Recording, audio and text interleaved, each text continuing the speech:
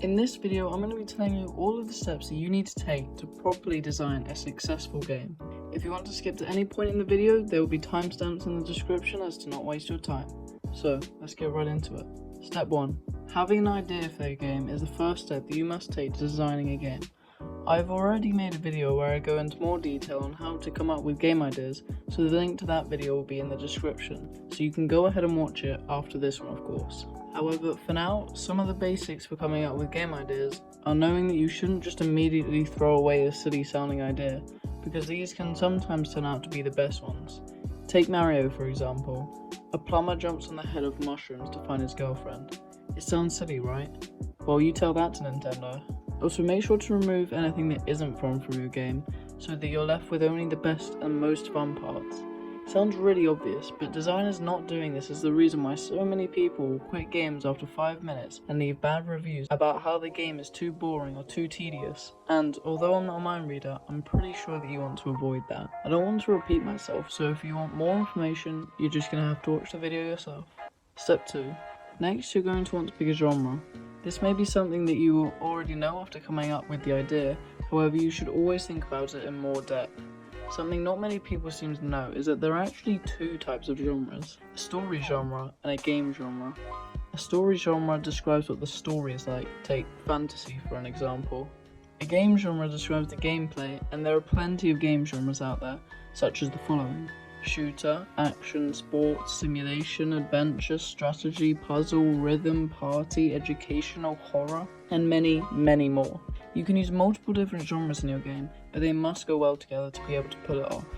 For example, an action goes well together with RPGs, which is called an ARPG. On the other hand, a horror puzzle game doesn't sound so great. There are also even subgenres to make your game even more specific.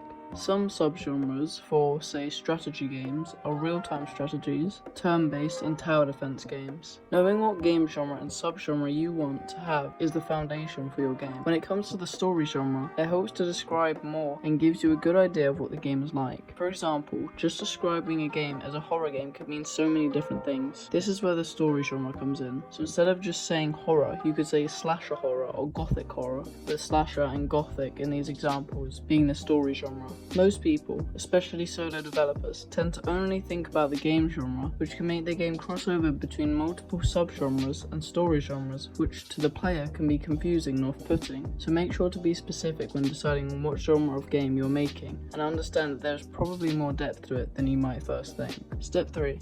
Now that you've decided on an idea and genre of the game, you're also going to need an art style. You could come up with a genre and art style first, then let an idea mold around it. However, most developers tend to start this way. There are plenty of different art styles out there, and most people will be more comfortable with one style. However, you might want to consider picking a different art style depending on the genre of game. For example, if you want to create a platformer game, you also probably want to go with a 2D style rather than 3D.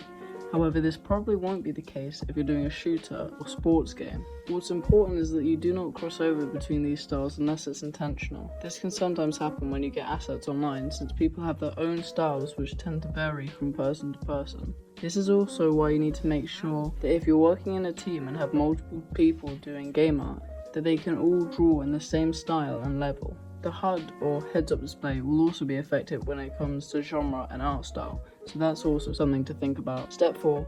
Developing your idea. You now know the basics of what your game will entail and look like, so now you're going to want to develop your game idea. A great way to do this is via brainstorming, though I have other techniques on how to develop your game in the video I made about coming up with game ideas, so like I said before, I would highly recommend that you check it out.